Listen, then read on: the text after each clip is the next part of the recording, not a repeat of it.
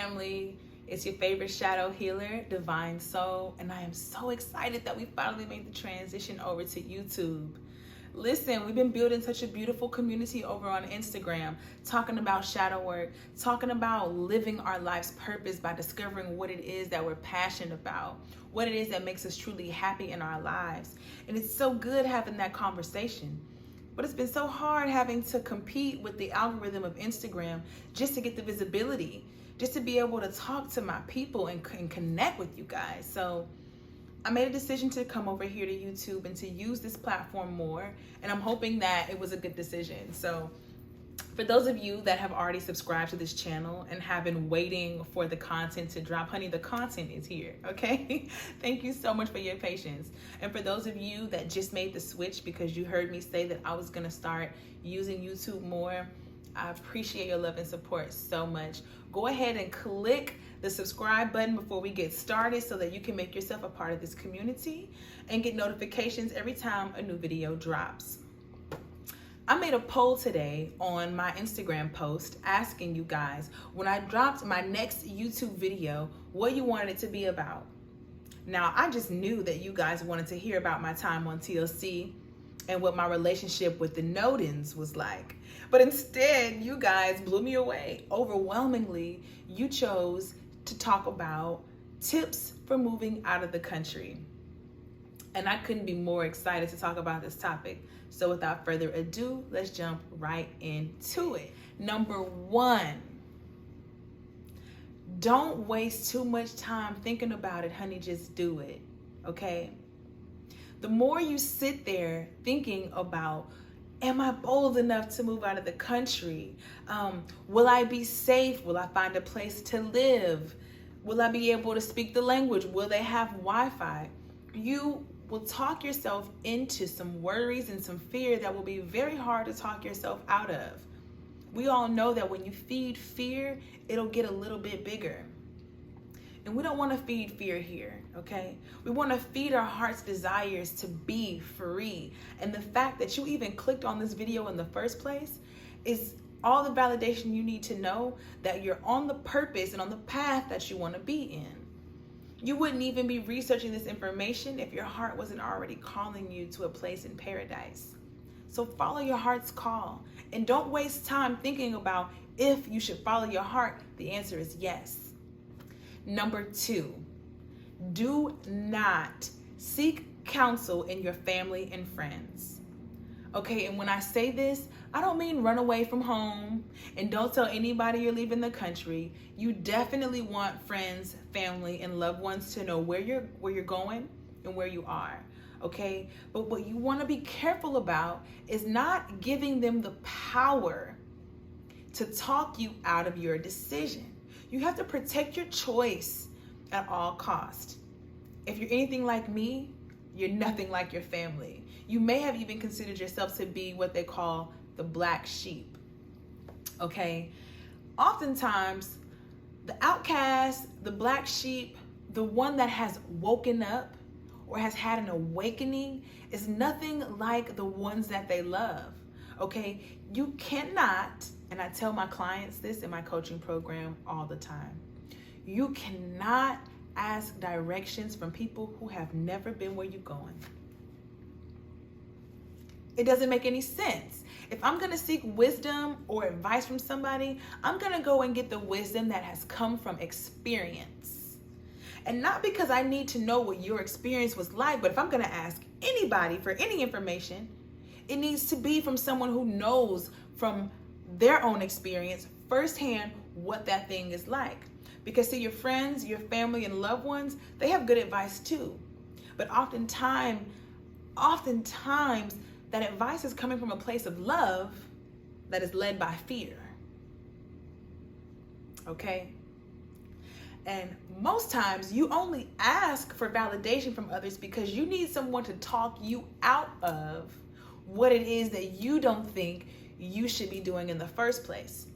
So your need to even ask someone their opinion should let you know how much resistance you really have about this new adventure you're ready to take on. Or if you're even ready to take it on at all, okay? My suggestion would be to protect your choice at all costs.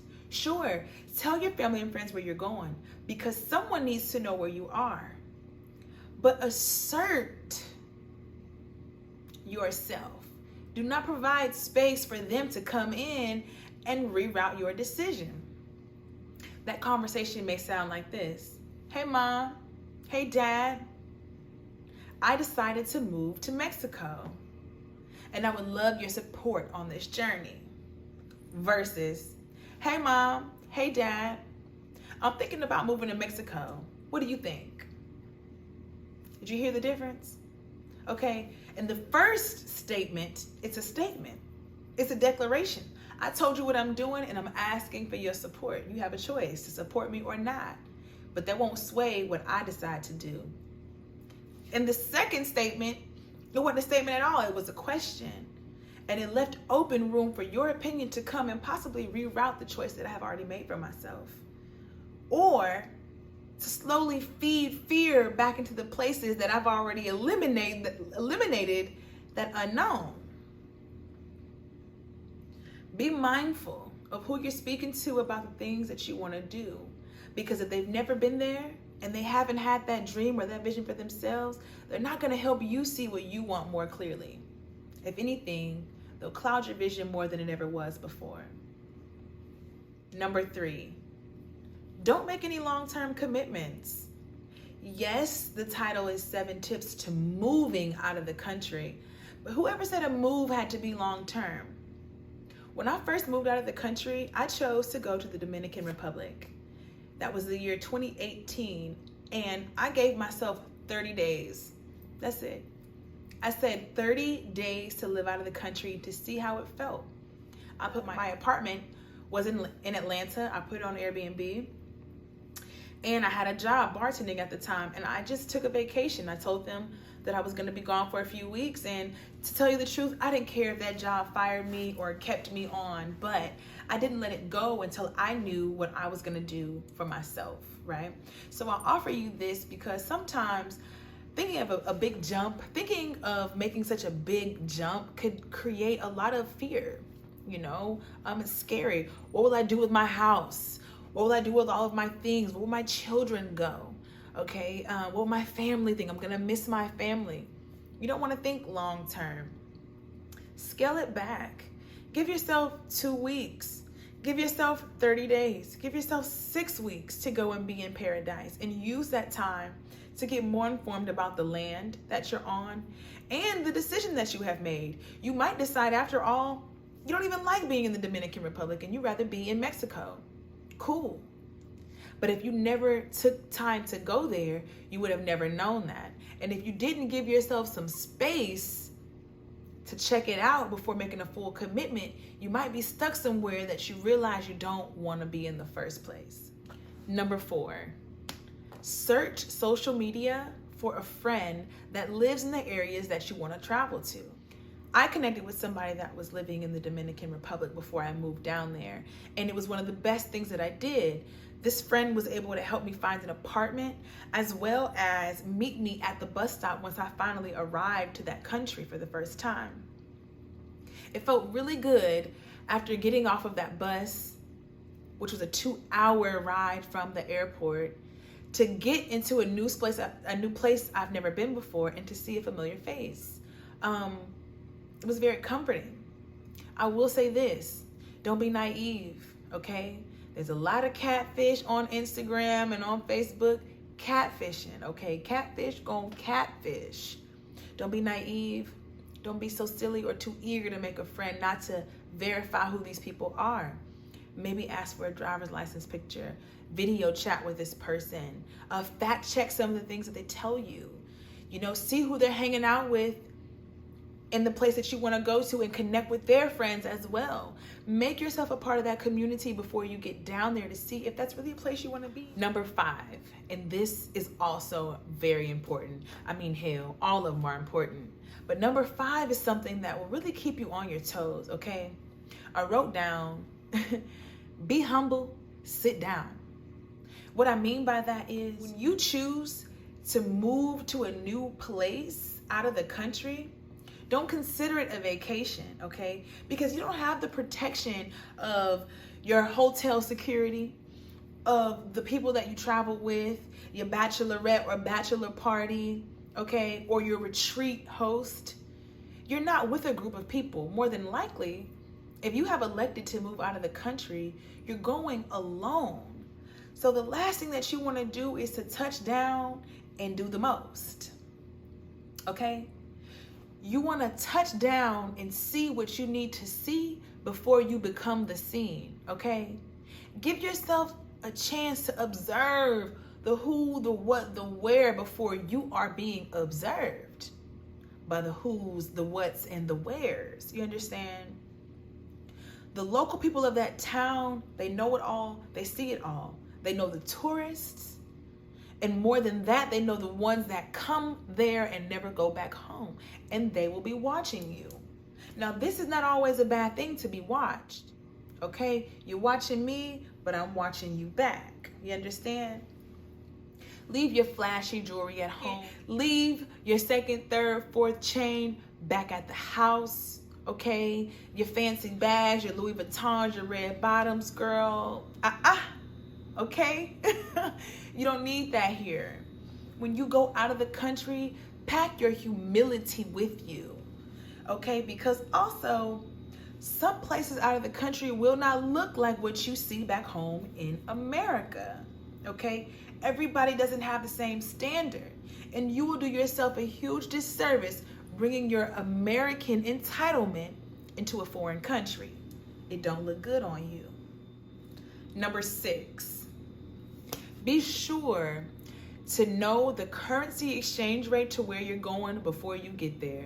Okay, baby? You need to know how the money is moving before you start moving your money. I highly suggest coming into the airport that you're flying into with cash.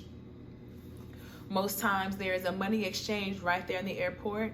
The exchange rate may not be the best, so you want to do your research, maybe even with your bank while you're still in the United States. Once you get into town, come with cash. You don't want to assume that your card is going to do you much service. Most times it will, but ATM fees, bank fees, exchange rates can get a little bit tricky. I would highly suggest coming into the town you're visiting or planning to move to with cash and exchanging your money once you get into town, okay? It's very important to know what the exchange rate is, because just because the denomination on the bill looks the same, the value isn't. Prime example, here in Mexico, 100 USD is nothing like 100 MXN. 100 USD might could pay your phone bill, can buy you a nice meal, can buy you a nice pair of shoes, get your hair done, okay? 100 MXN is gonna get you a snack. That's it. Or maybe even a taxi ride up the block. But 100 units in American dollars and 100 units in Mexican pesos are a very big difference. So you need to know this before going there. This will eliminate the chances of you being taken advantage of. And it's not their fault if you get got, it's your fault if you get got. So take some time and do a little bit of research before you go to where you're going. Number 7, develop a trade, a skill, or an online job that will allow you to have some passive income while you're traveling. What I did is I put my apartment on Airbnb. Now, I don't suggest this to everyone in the United States or wherever else you might be living, because I do know a lot of commercial properties don't allow their tenants to have tenants. However, if you own your property, or if you are somewhere where your landlord is willing to give you the flexibility, rent your place out to bring in more money for yourself. Or, develop a trade, something that translates no matter where you go. I'm a henna artist. And although I'm not currently doing henna here in Mexico, if I ever needed to get with the local people or to network with the tourists, I have options on how I can make money. I mean, who doesn't want henna when they're traveling, right? So something that you might want to do is learn henna. I teach henna, by the way, shameless plug. But maybe you don't want to be a henna artist. Maybe you're a bartender. Maybe you sell clothes and you're a vendor. Perhaps you're a dance teacher and you can teach classes. Maybe you can teach English to the people of the town that you're going to. Be creative about what it is that you can do, because when you leave your job behind in the States, it will cause a little bit of anxiety for you, worrying about or wondering, how will I make money? Okay? But having an active sacral chakra will keep you creative and will keep money flowing. So it's very important to find a way to be what they call a digital nomad. Once you find a way to make money, no matter where you are, you'll have that sense of comfort that you can be and explore the places you want to go without feeling the need to get back home to get a job. Because that's definitely not what the heart wants. And last but not least, there's actually another one I just thought of. Number 8. Learn the language of the land that you're traveling to. There's nothing worse than going to a foreign land and not knowing how to communicate with the people. Could you imagine not knowing where you are, not knowing how to ask where you're going or how to get to where you want to be? Okay? Get some conversational language under your belt. YouTube is a great tool for giving you the basics in conversation for any foreign language. And Duolingo, the app, is actually really good at that as well. Luckily for me, I took Spanish in school, and so I knew Spanish before moving to the Dominican Republic. And now that I live in Mexico, having had so much experience in a Spanish-speaking country and in school, I can definitely get around town the way that I need to. But even still, I'm mindful to keep tuning up and touching up my Spanish language, because I want to be able to communicate like a local. And these are my tips for you guys. We said it would be 7, it ended up being 8, and I'm so hopeful that you guys got what you needed from this video. I'm excited that we have changed platforms, and I cannot wait to give you more of what it is that you're looking for from me. So do me a favor, type in the comments below what it is you want to know about living out of the country, what it is you want to know about shadow work. Maybe you want to know about how to grow your hair and locks, maintain your locks. And I know you guys want to know my version of what it was like being on Seeking Sister Wife. And I promise you, one day we will talk about that, honey. One day we will. But until then, guys, like, comment, subscribe. Let your friends know that Divine Soul is on YouTube. Send them my page so they can subscribe too. And I will see you guys soon. Peace.